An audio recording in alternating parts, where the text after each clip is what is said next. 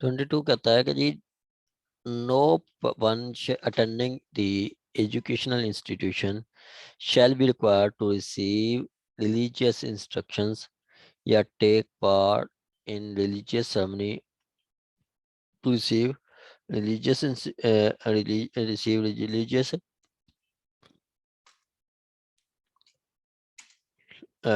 religious instructions, या वो कहता है या take part in any religious ceremony. ठीक है, उसके बाद कहता है या to attend religious worship such instruction if such instruction are ceremony are relates to religion other than his own। कहता है कोई भी बंदा जो कि एक तालीमी इदारे में पढ़ रहा है, ठीक है, तो उसको कोई मजहबी इंस्ट्रक्शन या मजहबी कोई सेरेमनी है या कोई वर्शिप है, तो उसमें नहीं मतलब उसको नहीं कहा जाएगा कि वो इंस्ट्रक्शन लाजमी ले या उस मैरिज सेरेमनी को मतलब सॉरी उस सेरेमनी को अटेंड करे या कोई इबादत हो रही है तो उसको अटेंड करे।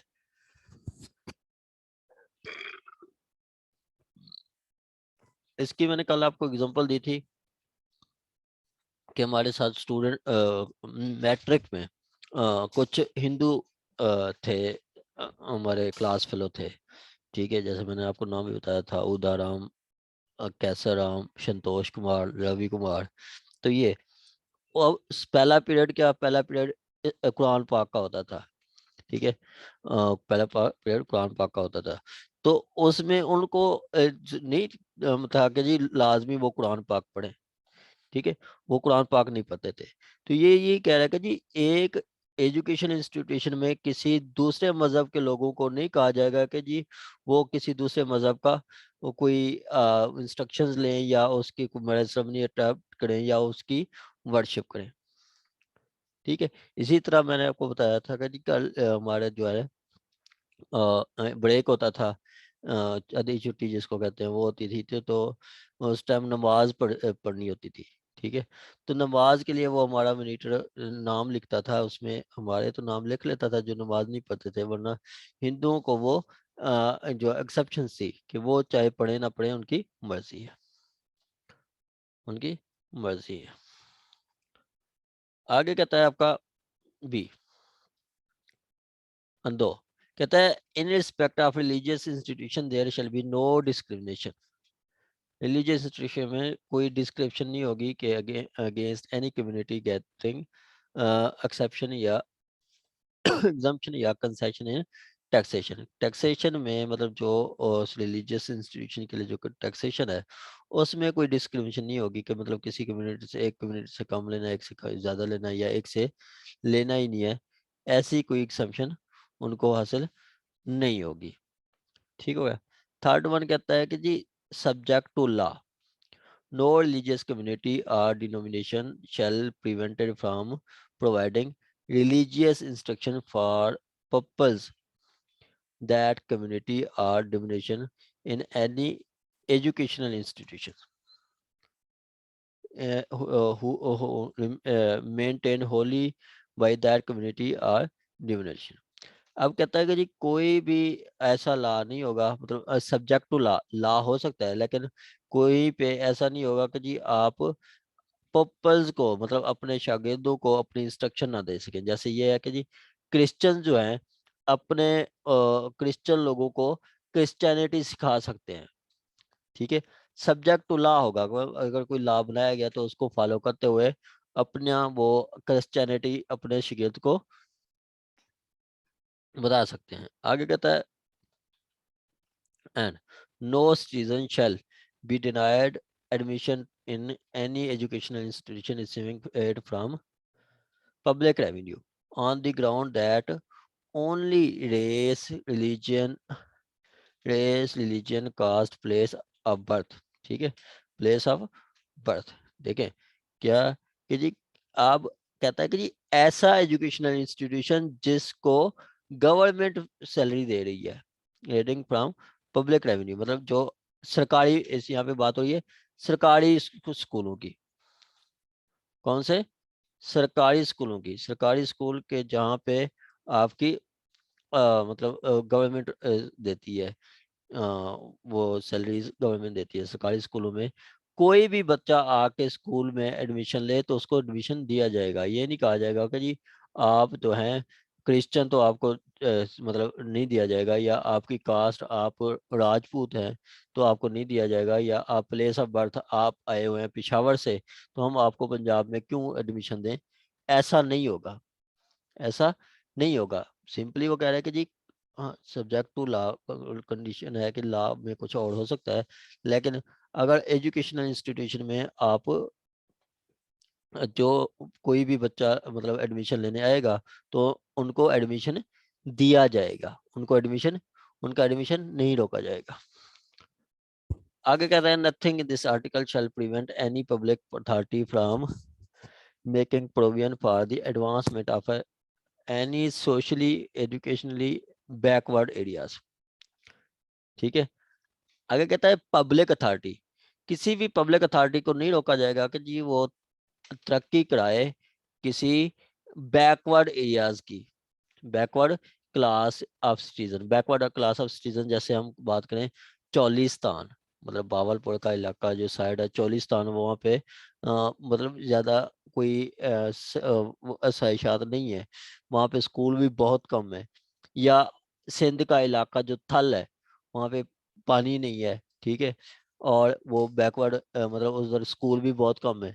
तो गवर्नमेंट किसी अथॉरिटी को ये मतलब अख्तियार होगा कि वो उस इलाके की एडवांसमेंट मतलब उसकी तरक्की के लिए कुछ करें, तो वो उनको कोई रुकावट नहीं होगी। पब्लिक अथॉरिटी मतलब आपका महकमा एजुकेशन या आपका महकमा जो है महकमा कोई भी मतलब उससे डील करता है, या कोई स्पेशल आपकी वज़ीर आज़म की कोई मतलब कमेटी बना देते हैं, वो ऐसी कोई अथॉरिटी उन बैकवर्ड एरियाज के लोगों को लिए एजुकेशनली या सोशली मतलब समाजी अगर सर्विसेज नहीं है तो उसको भी पहुंचाने के लिए उनको कुछ कह सकता है।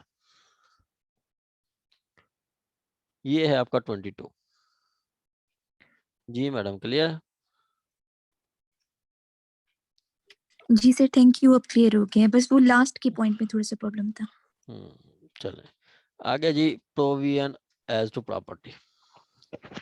सर ये एक पिछला सेक्शन है सर, ये कल का था, तो ये एक्सप्लेन कर देंगे? परसों आपने पढ़ाया था, ये 10 में से है एक क्लॉज जो है ना, इसमें एक पॉइंट समझ नहीं आ रहा था सर, अभी पूछ लूँ या ये बाद में पूछ लूँ? पूछो। सर ये जो इसका क्लॉज 7 है सर, इसमें ये जो नीचे जो बात कर रहा है 8 मंथ और 12 मंथ, ये तो पनिशमेंट है। ये जो 24 मंथ है ये क्या कह रहे हैं सर? इसकी नहीं समझ आ रही थी, with in a period of 24 months. Sir ये सर क्लास 7 जो है 10 का, मैं वही देख रहा हूँ कि देखें वो कहता है कि जी कम से कम 2 साल के अंदर जो है वो उनको ट्राई किया जाएगा, ट्राई करके कोर्ट फिर फैसला मतलब वो बोर्ड फिर फैसला करेगा कि जी इनको मजीद अगर पब्लिक आर्डर है और वो गिल्टी हैं तो 12 महीने तक, और कोई दूसरा मतलब कोई दूसरी कोई ऑफेंस है तो मैक्सिमम 12 महीने तक, और पब्लिक आर्डर में 8 माह तक उनको अंदर रख सकते हैं। ठीक है, वो 22 मंथ 24 मंथ वो कहते हैं कि जी वो जब बोर्ड बनेगा तो वो बोर्ड सुन के रिव्यू बोर्ड सुन के उसकी बात कर रहा है। सर ये 24 मंथ जो है ये ट्रायल का टाइम पीरियड होगा, मतलब इतने टाइम में डिसाइड करना होगा? नहीं 20 with in 24 month 24 month commencing day of first detention, मतलब जब पहली दफा उसको डिटेन किया है तो उसके 24 महीने के अंदर अंदर उसके पहली डिटेंशन मतलब उसको कैद किया है अगर रिजवी साहब को 1/1/2012 को, तो ऐसा नहीं है कि वो उसको रखे रखें और बोर्ड ही ना रखें। ठीक है, तो विद इन 2 इयर्स मतलब 24 मंथ उसको जो है वो pursuance of order made under the preventive detention, no person shall be detain in pursuance of order total period of 8 month. ठीक है, उसके बाद वो मतलब जब वो 24 महीने गुजर गए तो कोई फैसला आएगा रिव्यू बोर्ड का, तो मैक्सिमम 8 महीने पब्लिक ऑर्डर पर, मतलब अगर पब्लिक ऑर्डर की वायलेशन करता है तो उसमें 8 महीने, और दूसरा कोई केस है तो उसमें 12 महीने तक उसको डिटेंशन में रख सकते हैं। तो 24 घंटे कह रहे हैं कि जब उसको फर्स्ट डिटेन किया गया उसके 24 क्या घंटे के है? अंदर अंदर। क्या? हाँ, कौन सा? जी शोएब सर। सर वो जो 8 मंथ है और 12 मंथ ये तो समझ आ गई कि वो उसकी डिटेंशन का टाइम होगा जो पनिशमेंट होगी उसे जो मिलेगी। ये 24 मंथ जो है ये क्या है, ये ट्रायल का टाइम होगा नहीं कि इतने नहीं, टाइम में जब डिटेन किया गया ना उसके विद इन 24 आवर्स लाजमी उसका वो केस प्रोसीड किया जाएगा। सपोज कि उसको डिटेन किया गया 1/1/2021 सर वो तो को। स्टार्ट में है ना इसके। हाँ हाँ, सर ये क्लास 7 की बात कर रहा हूँ। मैं सर वही ये period of 24 months, sir hour नहीं 24 मंथ जो लिखा है सर ये क्या चीज़ है, ये ट्रायल का टाइम पीरियड है। ये स्क्रीन शेयर पे नजर आ रही है ना आपको? स्क्रीन देखें आप। जी जी सर यही। With in period of 24 hours 4 sir month 24 month 4 month commencing day of first detention. अब फर्स्ट डिटेन पहली दफा उसको डिटेन कब किया गया था? पहली दफा उसको डिटेन किया गया 1/1/2021 को। तो आपका 31 31 31/12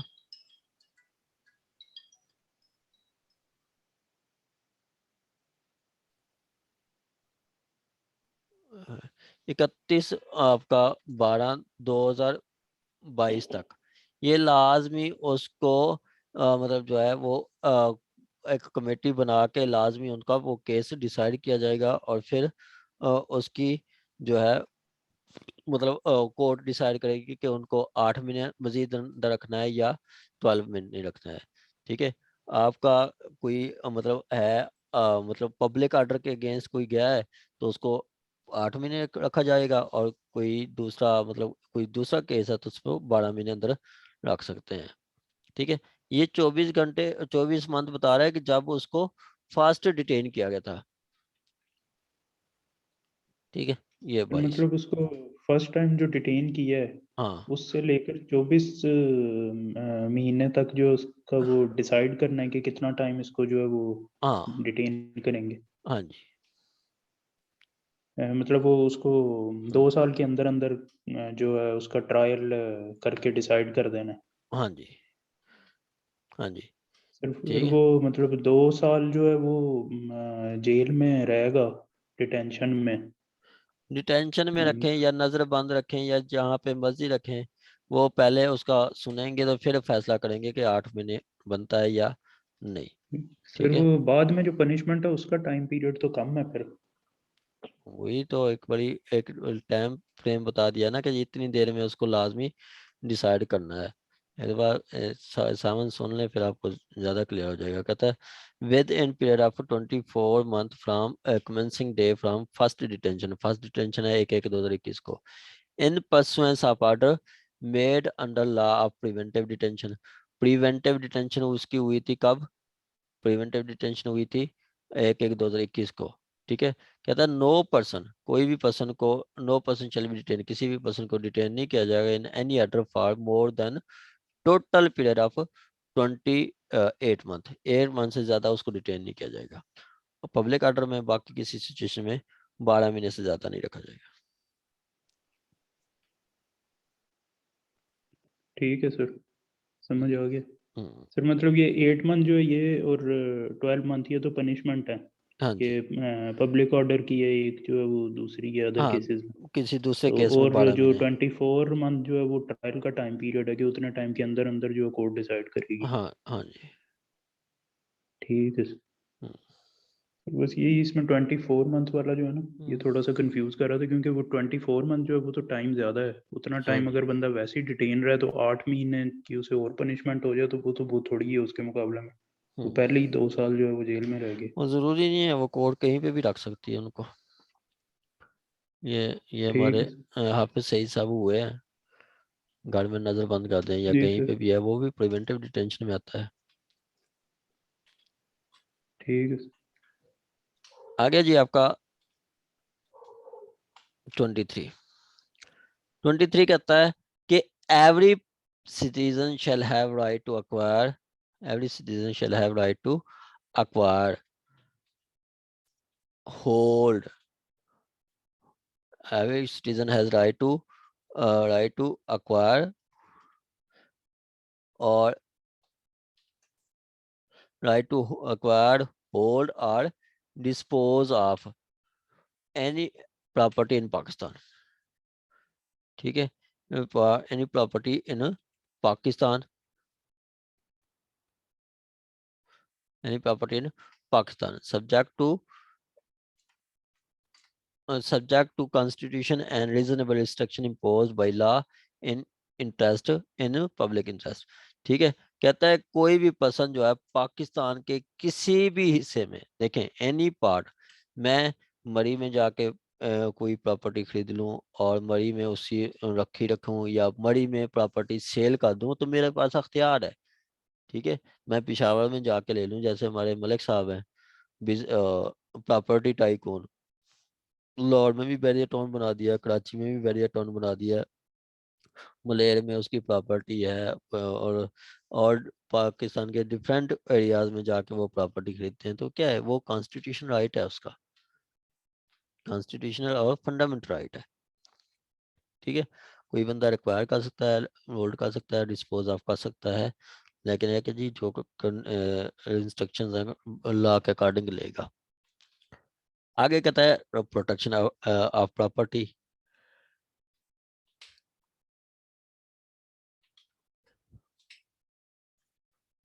तो इसमें क्या आ गया कि जी आप प्रॉपर्टी रिक्वायर कर सकते हैं, रख सकते हैं और डिस्पोज ऑफ कर सकते हैं। ठीक है, वो आपका है। अब 24 कहता है कि जी ये गवर्नमेंट भी कोई ऐसा एक्ट नहीं करेगी, ठीक है, कि आपको आपकी प्रॉपर्टी से महरूम कर दे। ठीक है, गवर्नमेंट कोई ऐसा एक्ट नहीं करेगी जिससे वो आपको आपकी प्रॉपर्टी से महरूम कर दे, ऐसा नहीं होगा। ऐसा नहीं होगा कि गवर्नमेंट आपको आपकी प्रॉपर्टी से महरूम कर दे, ऐसा नहीं होगा।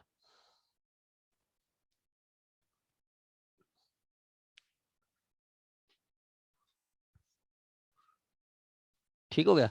कहता है no person shall be deprived of his property save in accordance with law. किसी पर्सन को उसकी प्रॉपर्टी से महरूम नहीं किया जाएगा, किसी पर्सन को उसकी प्रॉपर्टी से महरूम नहीं किया जाएगा। ऐसा नहीं है कि कोई किसी की प्रॉपर्टी आप ले लें, किसी की भी प्रॉपर्टी ले लें, नहीं। कहता है no property shall be compulsory acquire to और taken the possession of for the purpose of except save for the purpose of public purpose. ठीक है, कहता है कि जी आप किसी की प्रॉपर्टी कंपल्सरी एक्वायर नहीं कर सकते, कंपल्सरी एक्वायर नहीं कर सकते। ठीक है, आर पोजेशन में नहीं ले सकते, हाँ पब्लिक पर्पस के लिए ले सकते हैं। ठीक है, पब्लिक पर्पस के लिए ले सकते हैं। जैसे आपका ये आपका वो जैसे ये लैंड एक्विजिशन एक्ट है, हमें मेट्रो स्टेशन के लिए प्रॉपर्टी चाहिए, तो हमने लैंड एक्विजिशन के तहत प्रॉपर्टी ली है 1894। ठीक है, इसके तहत हमने पब्लिक पर्पस के लिए ले सकते हैं। ठीक है, पब्लिक पर्पस के लिए, ये नहीं है कि जी आपका वो कोई जैसे इमरान खान को कोई बंगला बनाना है तो वो अपने किसी से कंपल्सरी एक्वायर कर ले, नहीं। पब्लिक पर्पस जो ऐसी चीज जो पब्लिक के इस्तेमाल में हो, उनके लिए आप प्रॉपर्टी ये खरीद सकते हैं, मतलब एक्वायर कर सकते हैं। आगे कहता है and save by the authority of law which provide for compensation thereof and either of the fixes the amount of compensation or specific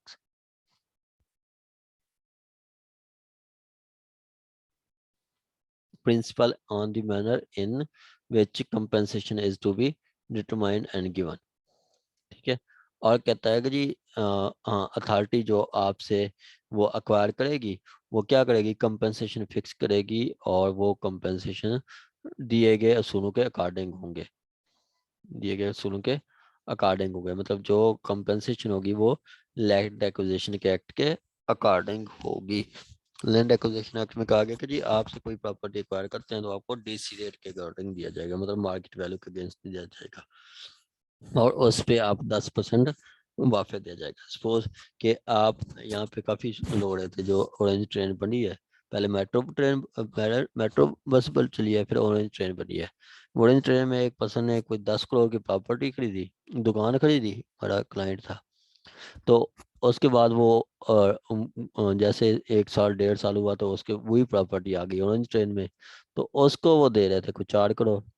वो कह रहा था कि जी मैंने अभी 10 करोड़ की लिए तो वो मैं 4 करोड़ क्यों लूँ, लेकिन उसको देनी पड़ी क्योंकि वो ले रहे थे पब्लिक पर्पज के लिए। और वो दे रहे थे कैसे, वो देते हैं आपको मार्केट वैल्यू के अकॉर्डिंग। मार्केट वैल्यू उसकी सपोज के डीसी रेट के अकॉर्डिंग होता है, जैसे डिस्ट्रिक्ट कलेक्टर रेट्स है उसके अकॉर्डिंग होता है, उसके अकॉर्डिंग होता है। और वो जो है आपसे मतलब एक प्रॉपर्टी है, सपोज कि आप कहते हैं कि जी मेरा एक मरला 10 लाख का है और डीसी रेट में वही मरला जो है 3 लाख का है, तो आप उसे 3 लाख का लेंगे और आप बाउंड होंगे आप देने के, क्योंकि पब्लिक पर्पज के लिए ले रहे हैं। मेट्रो बस आपने चलनी है, मेट्रो ऑरेंज ट्रेन आपने इस्तेमाल करनी है पब्लिक पर्पज के लिए।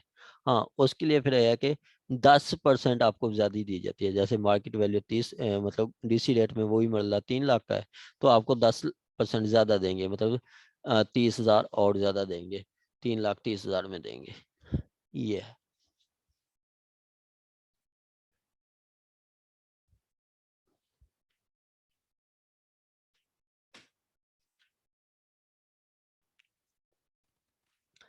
आगे कहता है nothing in this article shall affect the validity of any law permitting the compulsory acquisition.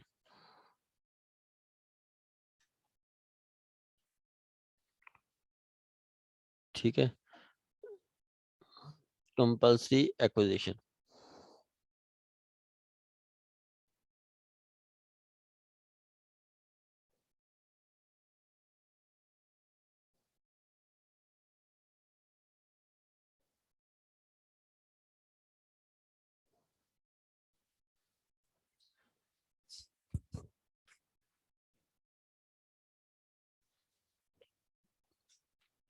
कहता है nothing in this article shall affect the validity of any law permitting the compulsory acquisition और taking possession of any property for preventing कहता है nothing prevent compulsory acquisition और taking possession property preventing danger to danger to life, property or public health। ठीक है, preventing for preventing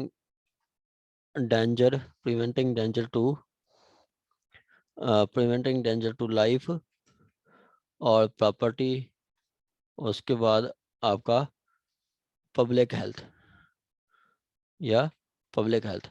देखें, कहता है आपका कि हाँ ये जो है ना लॉ इस चीज की इजाजत देता है, nothing this shell affect the validity of any law permitting compulsory acquisition of taking possession of any property for preventing danger to life या danger to property और public health। देखें कि कोई प्रॉपर्टी है जो कि आपको लगती है कि जी ये खतरे में है, ये गिर जाएगी। जैसे आप बेहतरीन एग्जांपल है, आप देखते हैं कराची में पिछले दिनों वो 2-3 दफ़ा वो जो प्लानिंग है मतलब जो एक बिल्डिंग है, जो जिस बिल्डिंग को 80 साल हो गया है, 70 साल हो गए हैं, ठीक है, वो कुछ बिल्डिंग्स गिरी भी हैं कराची में। ठीक है, तो वो देख रहे थे कि जी जो खस्ता हाल बिल्डिंग्स हैं, ठीक है, उनको खाली कराया जाए और उनको डिमोलिश कराया जाए।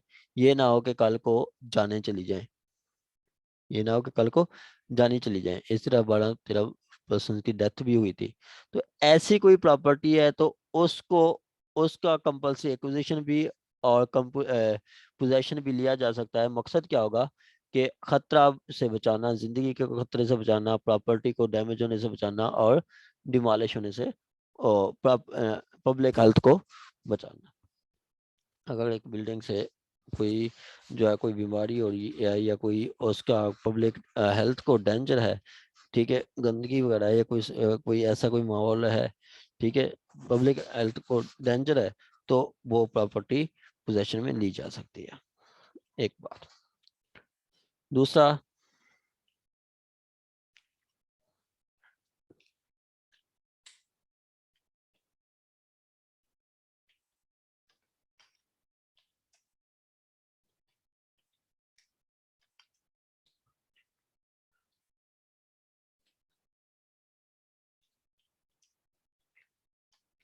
ठीक हो गया। आगे कहता है एनी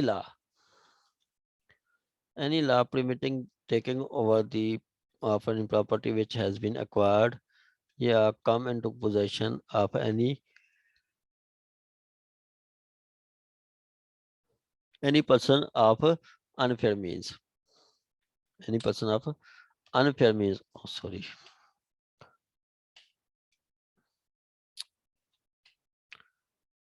ऑफ अनफेयर मींस कि कहता है कि कोई लॉ इस चीज से नहीं रोकेगा कि अक्वायर करें या पोजेशन में लें ऑफ एनी पर्सन कोई प्रॉपर्टी जो अनफेयर मीन से ली गई है। जैसे इसकी बेहतरीन एग्जांपल है जो आपका लंदन फ्लैट्स, ठीक है, लंदन फ्लैट्स, ठीक है, लंदन फ्लैट्स क्या है, ये आपका मियाँ साहब ने जो लिए हुए हैं, ठीक है,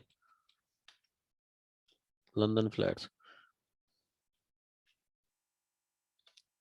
लंदन फ्लैट्स, वो जो मियाँ साहब ने फ्लैट्स लिए हैं, ठीक है, वो क्या है, वो आपका अनफेयर मीन्स है क्योंकि वो मनी ट्रेल नहीं दे सके। उनको कहते रहेगा जी मनी ट्रेल दे, मनी ट्रेल दे, वो नहीं दे सके तो फिर वो कभी कतरी खत ले आते थे, तो कभी कोई कैलिबरी फोन्स आ जाता, कभी क्या कभी क्या, तो मनी ट्रेल नहीं दे सके। तो ऐसी प्रॉपर्टी को भी अगर गवर्नमेंट कब्जे में ले लेती है तो वो वैलिड होगा, वो वैलिड होगा।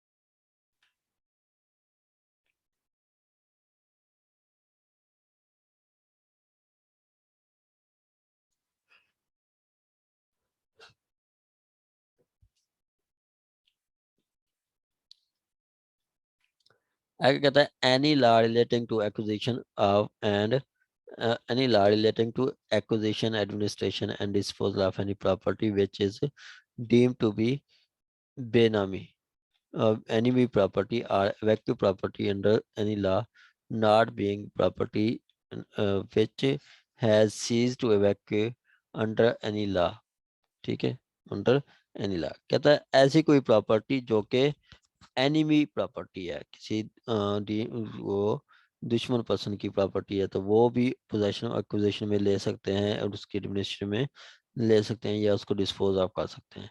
या कोई इवेक्टिव प्रॉपर्टी होती है जो प्रॉपर्टी खाली कर दी गई हो, वापस कर दी गई हो, किसी ट्रस्ट वगैरह या किसी मकसद के लिए दी हो, तो वो मकसद कंप्लीट हो गया तो वो प्रॉपर्टी भी आप वापस लेते हैं, तो उसमें आपका राइट है, आप ले सकते हैं। आगे कहता है आपका सी, इसमें एक और भी है कि जी डी के लॉ एनी लॉ प्रोवाइडिंग और taking the management of any property for limited period either in public interest और इन order to secure the proper management of property for the benefit of its owner, for the benefit of its owner।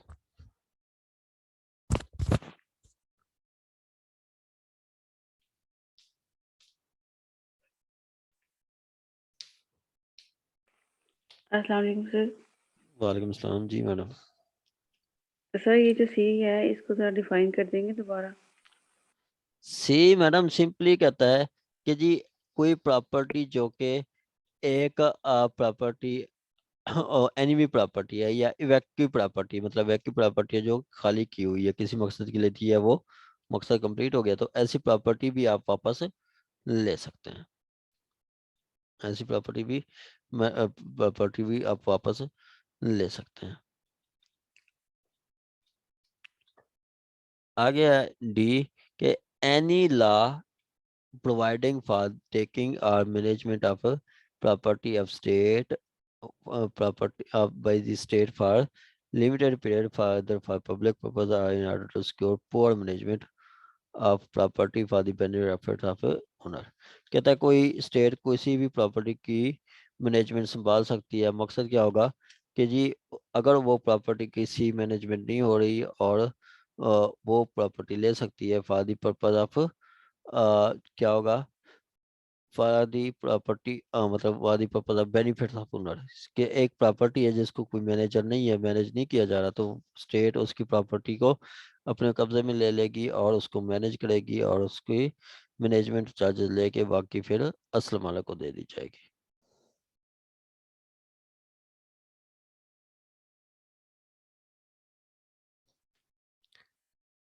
ठीक हो गया जी। Sir ये जो industry nationalise एक दफा की थी भुट्टो साहब के टाइम में, वो इसी लॉ के तहत हुई थी?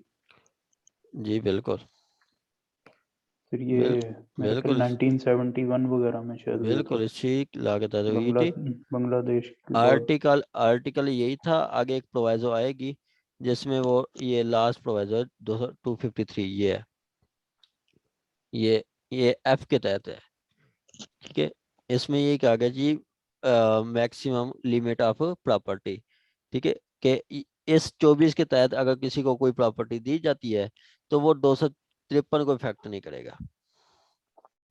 ठीक है फिर इसमें वो इंडस्ट्री वगैरह भी आ जाती है जो ये हाँ सारा प्रॉपर्टी कुछ आ जाते हैं, कहते हैं। इंडस्ट्री एग्रीकल्चर सारा कुछ आ जाता है। अभी तो हम पढ़ रहे हैं। ठीक है सर।